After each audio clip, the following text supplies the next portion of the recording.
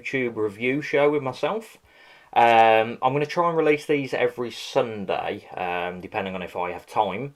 But normally around Sundays when I watch the last event for the week, so I feel like it is a perfect time to get a video out for you guys. So this week, as you can tell by the title, we were visiting the land of the rising sun, Japan. We've got a All Japan Pro Wrestling event, which was Champion Carnival 2022, which is we're going to be watching while I watch the final event. And the final was very good, so we'll go through that. And then we're going to go over to New Japan Pro Wrestling, and we're going to review a bit of Dontaku for you. Because I know a bit more about New Japan than I know about the modern All Japan Pro Wrestling. So we'll go through that first, just to get a bit of a feeling, and then we'll go fully into New Japan second. All Japan Pro Wrestling, we'll start with that. So the second half of the event was very good, but the first half was very average. It was more of like tag team matches and very quick kind of spectacle matches. So we'll start off with Total Eclipse, which is a faction in All Japan. And this comprised of Kuma Arashi and Tajiri, which obviously if you've watched ECW, watched early WWF in the 2000s, you'll know of Tajiri. And they faced Ryo Inu, which I think is like a young boy kind of wrestler for them, like as you said with the Young Lions in New Japan. And Takao Mori, who's more of a veteran in their stakes. So this was a decent matchup. There was some good spots. There was a spot where one guy was standing on the other guy's chest on the ropes, and then Tajiri piggybacked on top of him. That was a fun spot. Tajiri still has some lethal kicks, which is always good, because that's what he's mainly known for, was the lethal kicks, and they were proper fierce in this matchup. And it ended with a weird, because I think he was a big guy, Kuma Arashi, ended with him crossbodying Ryu Inui and winning with the crossbody. It was an okay tag team match, like it was a bit below average for my liking, but I rated it 2.25. Like there was nothing wrong with it, it was just to get the event started. This was followed by another Total Eclipse match. This time it was Hokuto Omori and Yusuke Kodama. And they faced Black Menzo Ri and Izanagi. Try and say that a few times. This was a bit more of an athletic contest. The two guys, Black Menzo Rio and Izanagi, they're more of an athletic build. It was quite back and forth for the matchup. There was a few good spots in there. It finished with a Falcon Arrow, kind of like, do you know the Future Shock, where he hooks the leg with Chris Sabin? It ended that, but into the Falcon Arrow. It was a bit better than the first match. I rated 2.5 stars, but still, it was just kind of like your average get the show starting kind of matchup. As I said, we do with the previous events that I review, we kind of go in Cagematch, which is what I'm looking over here to see if anyone kind of went, what the hell is this match? But yeah, everyone gave a pretty much average review like me, so we're not going to go into depth with that. This was followed by Hikaru Sata versus Ryzen Hayata, or Hayato, sorry. This was more of a technical aspect match. Very fast paced for a technical. They were getting each other in submissions continuously. Sato had some great submissions, and he won with like a... it was like he basically tied him all up. He had him around his arms, his legs, and just tapped him out. This was, once again, it was pretty average for the match. It was quite fast paced, but it only lasted 7 minutes. I rated 2.5 stars. This was followed, because I was watching in Japanese, don't quote me on what actually happened, but Kodama, the guy from the previous match, came down. I'm assuming he's challenging Sato for a title, judging by what I could see from it. I couldn't really, as I said, I was watching in Japanese, so take it as you will with that kind of review. This was followed up by Yotsuji Tatsu, we know him from WWE as well, versus Ryuka Honda. This started with a jump start, so Yotsuji Tatsu was facing the turnbuckle. He got punted in the back. Healing up. There was he was healing it up for the whole match. This Ryu Honda, outside, throwing him in the guardrail, stamping on him, playing to the crowd. This led to a Yotsuji Tatsu fight back, and then what happened was Yotsuji Tatsu got Ryu Honda into a triangle choke. They both fell he fell on his back, and then Ryu Honda pinned him in the choke. And this was like 4 minutes of a matchup. I rated 2.25. It was fine for the length of the time, but you can't really go all out in 4 minutes and get any higher review from myself, unfortunately. So it is what it is with that. And then they had a mini break in between, like the intermissions they do with the Japanese shows. And then, as I said, the second half was a bit more at it. So firstly, you had Strong Hearts, who are always good, the faction Strong Hearts. This version of Strong Hearts was Ishii Onitsuka, Shigehiro Irie, and T-Hawk. I'm a big fan of T-Hawk, and Irie I've seen a lot in the UK. He's just a bit of a beast. And they faced Asuki Ayoga, Kento Miyahara, who's a big star in All Japan Pro Wrestling, and Takuya Nomura. This was more what I wanted. It felt they were into it straight away. Everyone loved the matchup. There was strong strikes from everyone. Everyone was getting absolutely battered in the matchup. Ishii Onitsuka, I'm going to call it Onitsuka from now on. He had some lethal chops, like the proper pentagon, like you can hear him through the fucking room. They were just beating the crap out of each other. There was a cool spot with Irie, who does it a lot with, basically he gets someone a pole driver, but he's got his other opponent between his legs and he just sits down on it. That was a very good spot. I always enjoy seeing that. And then it ended, there was like a faceplant bomb into a near fall for the Strong Hearts. And then T-Hawk won with, it was like the Lance Archer finisher. Everybody dies, the fallout move where he slams him over. I rated this 3 stars. I did really enjoy the matchup. This was followed by Ren Ayabe and the Twin Towers, which is Kohei Sato and Shuji Ishikawa. That's, I'm sorry if I'm butchering some of these names. And they faced Dan Tamura and the Runaway Suplex team, Shota Taro, Ashino, and Sunwama. So this started off, this was just like, the size of the Twin Tower team is insane. If you get to view this matchup, they just look stupidly big, but like they all look good. It's not like Carly where you know it's not going to be anything good. They look like they're going to beat the crap out of people. They had like a knee strike stampede in the corner. The Twin Towers were kneeing the crap out of someone. I think it was Dan Tamura. Just kneeing him. This went on for like a minute. There was such stiff striking in this match. They were just going hell for leather in the matchup. Then there was a bit of miscommunication. I think it was between Suwama and it was either Dan Tamura or Shudo, where he went for the discus clothesline. One of the Twin Towers ducked and he hit his own partner. And then it was finished with like the drill claw cage kind of finisher where he drops him down on his head. I rated this 2 3/4. It wasn't as good as the Strong Hearts previous match, but it was still up there. It was getting pretty decent. Good contest. If it had a few more minutes, I think it could have got there. And then we'll go to the Jake Lee Yuma Aogi match. So this was the Champion Carnival 2022 Finals matchup. So this was a very good contest. It's rated a 9 out of 10 on Cagematch, so I didn't expect any less. Jake Lee I've heard a lot of. I've not heard much of Yumi Aoga. I've watched a couple of his matches according to my ratings, but I can't remember most of them. It had that big fight feel. I've never seen this matchup, but you know when you can feel that moment it's going to be a good match. Jake Lee was in control for a lot of the first periods of it. He's a very good striker as well. Like the kicks are insane from him. Aogi was trying to wear the big man down, like he was trying to do some leg holds and stuff, trying to wear him down. There was a very good spot where Aogi had Lee on the apron and he dragon screw leg drifted him off the apron. That was a very good spot. Lee hit a louver kick in the corner. Then it started to get a bit back and forth. They were hitting German suplex. There was no selling the German suplex, but you know the spot where they one German suplex, he gets up, German suplex him, then they went on for about 2 minutes. Aogi was proper spent by this time, but not like as in more of like selling spent, not as in like he actually looked gassed. There was a few near falls like for both men's.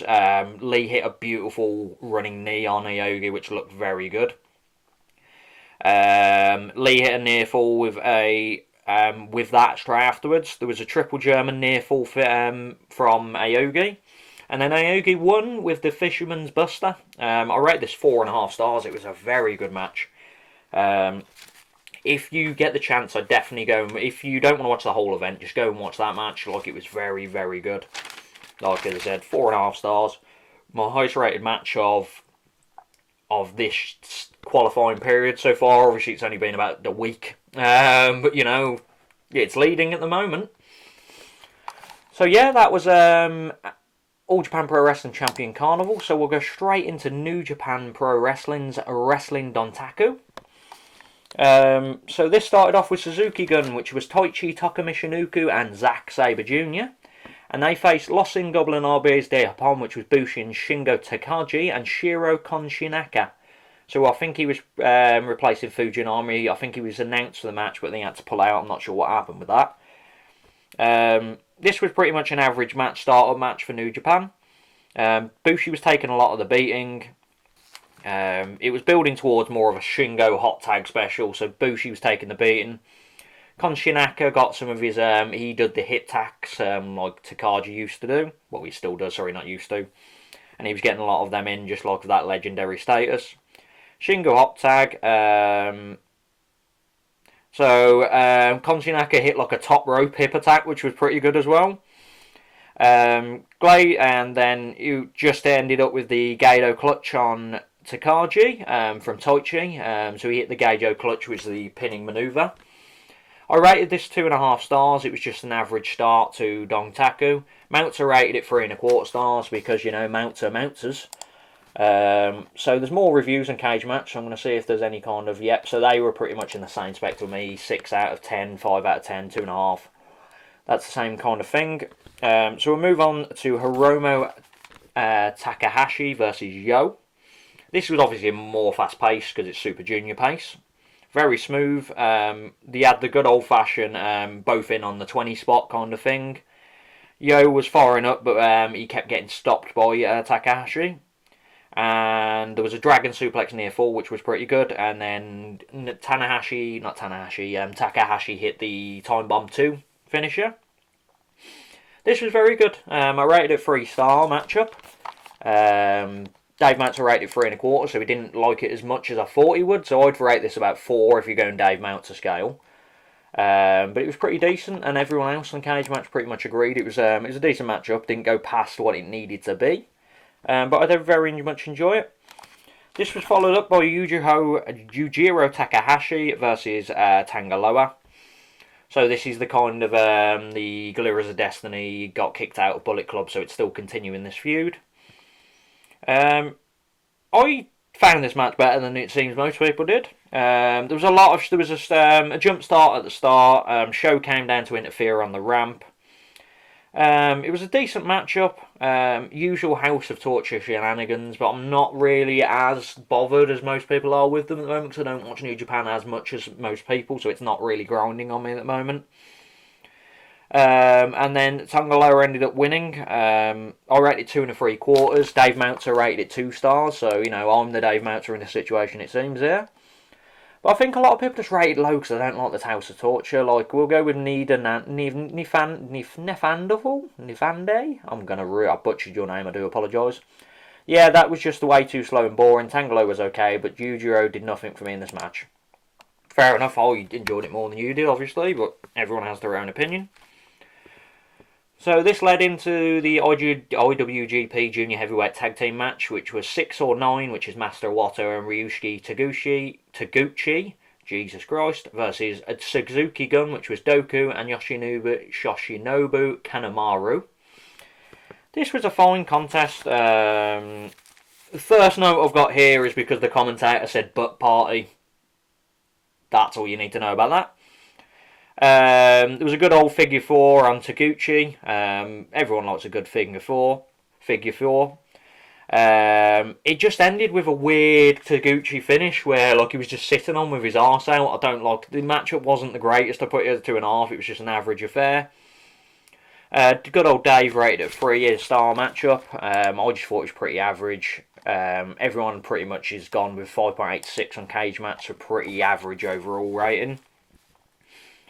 This was followed by the IWGP a tag team title match, so not the Super Juniors but the major ones. This was the team of the Bullet Club, Bad Luck Fale and Chase Owens, versus Bishamon, which is Goto and Yoshihashi, and versus United Kingdom double of Great O'Khan and Jeff Cobb. Tongan Tornado rules, which basically meant every man for himself, everyone was everywhere, it was good. Everyone was legal.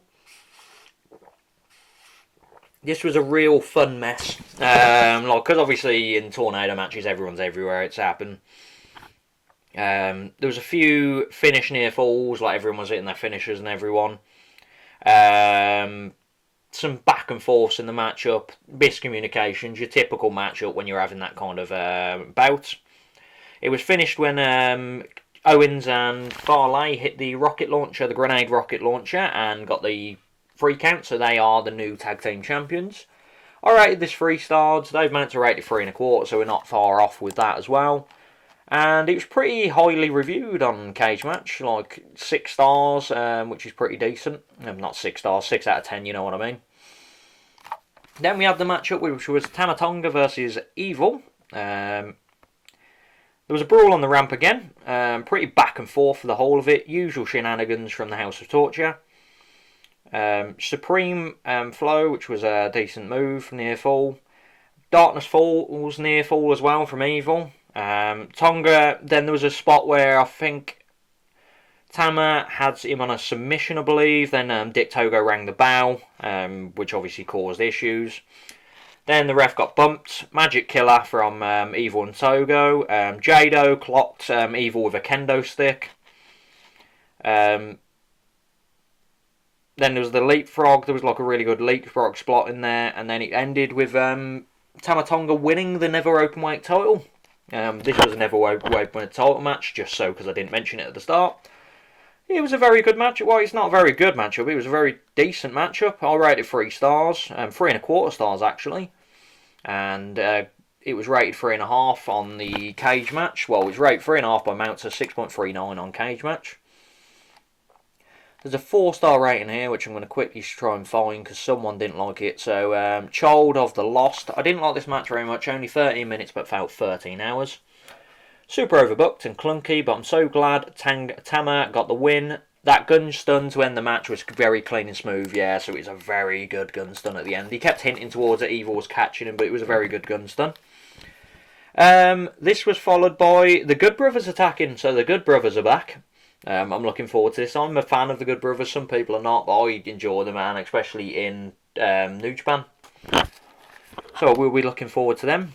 So this was followed by Taiji Ishimori versus El Desperado for the IWGP Junior Heavyweight Championship. I'm going to try and slow down because I'm rattling through this because I don't want to make the match as long as possible. Taiji was pretty much in control for the whole contest. He was working on the arm for the whole of it, so I think he was trying to stop Desperado in having his finishing submission. Then they both started working on like parts to wear down, like Taiji was working on the leg. Taiji was working on the arm, Desperado was working on the leg. There was an exposed turnbuckle spot, so the middle turnbuckle got exposed, and Taiji kept throwing Desperado into that. There was a yes lock. They called it the yes lock, the commentary, so fair enough. I thought they'd call it the little battle lock or something, but no, it's the yes lock in New Japan as well. Desperado got the numero dosen, which I thought was going to be the finish, which was like this was a very good contest, back and forth. But then Taiji reversed. There was a few reversals, and Taiji made Des tap out. So I rated it 3.5 stars. Dave rated it 4 stars, and on Cagematch it was a 7.84 out of 10. So it got pretty much high rating on there as well. This was followed up by People's Match of the Night. This wasn't my match of the night, the main was my match of the night, but I rated them pretty much the same as well, but I wasn't as high as everyone else on both of them. So Ishii versus Tanahashi, it started with a 4-on battle. This was for the United States Heavyweight Championship. Ishii hit a dragon screw, which was pretty cool. So they were both trying to hit each other's moves, which was pretty cool for the matchup. Tanahashi got him in a clover leaf. There was a dragon sleeper no-sell by Ishii, which you pretty much expect in his matches. Massive suplex, that was pretty cool as well. Ishii hit Tanahashi with 2 massive lariats, like, I'm talking heads out the window kind of lariats. So that was a pretty cool spot as well. The Brainbuster near finish, not many people kick out of Ishii's Brainbuster, so that was pretty cool, building up to the thorn. Ishii hit a Sling Blade, so Ishii was going all out for this matchup. Then Tanahashi hit a Brainbuster as well, so as I said, they were copying each other's moves. Then he hit the High Fly Flow crossbody, and then he hit the High Fly Flow splash. So that was the end of the matchup. Tanahashi goes over and wins the vacant United States Heavyweight Championship. And this was followed, I rated it a 4-star, Dave Meltzer rated 4 3/4, and it was a 9.35 on Cagematch. So I wasn't as high as everyone else on it. It was a very good matchup, but it's like these people are rated 10 stars and everything. It was decent. Not decent, I say decent for like a 3-star. It was a good matchup, it just didn't reach them levels of, your 5-car contests. This was followed by Juice Robinson. He's now part of the Bullet Club, people. He got you all. He thought he was leaving, but nope. He is part of the Bullet Club. And he's going to be challenging Tanahashi for the title pretty soon, I'm assuming, because he did attack Tanahashi after the bell. This was followed by the main event, which was my match of the night, Okada versus Naito. It was pretty much run-of-the-mill Okada versus Naito, but run-of-the-mill Okada versus Naito is a good matchup. Very slow but methodical, which it needed to be. Naito was outside in the crowd. Okada did his running crossbody, which is always good.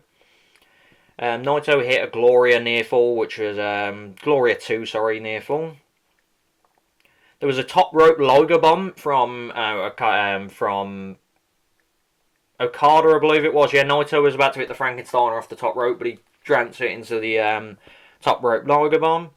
Destino near finish. So there was a near fall on the Destino from Naito. Then he hit another Destino. That was also a near fall. Then it started getting a bit back and forth, like you didn't know who was going to win. I was pretty certain who was going to win, but it was kind of it kept me on edge a bit. Okada kind of honoured Inoki with his Insiguri, which was pretty cool. And then he Rainmakered the hell out of Naito and picked up the win. So I rated this 4 stars as well, but this pipped the match of the night for me between the two. And it was a 4 3/4 by Meltzer as well. It went 34 minutes and 12 seconds. Let's have a look. Someone rated it a 5, so that's pretty low for what I think it would be. Team Canada 2.0. This really didn't get going for me until the last 10 or 12 minutes. What can I say? I think Okada's formula is one that doesn't appeal to me like it used to, which is fair enough. Fine, but didn't feel particularly special, which is not what you should say about these two a few years ago. I can agree, a few years ago, they were getting 5-star matchups. It was a bit lower rating for me, but I do agree. This led to Jay White coming down, so the Bullet Club had a night and a half tonight. He attacked Okada. They all came down and celebrated, so this is going to lead to a Jay White versus Okada match for sure. But yeah, that was the end of Dontaku. It was pretty good showing. There was a few average matchups, but they're not going to have all-out brawls and perfect matches for the old card. Final 2 matches were very good. There was a few decent matches, and obviously your average tag team matches. But yeah, leave your comments down below on All Japan Pro Wrestling's event. If any of you did watch it, it was very good. If you've seen Jake leave us the Ayuoga, so definitely go see that and leave some comments. Give your ratings on the matches, give your ratings on the show. If anyone's got an opinion on what I should watch next, because I kind of watch stuff via Cagematch, what people are rating highly at the time. So if any of you are out there and you want me to rate a show that's recent, just comment down below. Subscribe to the YouTube channel. You can follow us on Twitter. All that information will be down below. See, I'm not botching it this time, pretending that I know the Twitter handle. I just don't know it. I think it's Hanukkah podcast.